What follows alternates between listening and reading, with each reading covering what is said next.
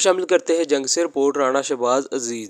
जंग में मुनीर अहमद सदहाना ने एक बार फिर कामयाबी हासिल कर ली। जंग डिस्ट्रिक्ट बार एसोसिएशन के इंतखाबात सख्त मुकाबले के बाद नौ मुंतखब सदर मुनीर अहमद खान सदहाना, नायब सदर मेहर अमानुल्लाह सपड़ा और जनरल सेक्रेटरी आमर शहजादा पतवाना सियाल कामयाब करार पाए। सदर बार साहब का बेहतरीन कारकर्दगी की वजह से दोबारा सदारत के ओहदे पर पुरअमन तौर पर मुंतखब हुए। साबका सदर व नायब सदर, जनरल सेक्रेटरी, ज्वाइंट सेक्रेटरी और बाकी तमाम अहदेदारान ने अपने अपने ग्रुपों की खुली हिमायत की। इलेक्शन कमीशन ने अपने फ़राइज़ एहसन तरीके से अदा करते हुए पुरअमन इंतखाबात करवाए। सदर मुनीर अहमद सदहाना की कामयाबी पर वकला कम्यूनिटी ने फूलों और मालाओं से अपने कायद का इस्तकबाल किया। साथ ही सीनियर व जूनियर वकला ने ढेरों दुआएं की और मुबारकबाद पेश की। आखिर में मिठाई तकसीम की गई।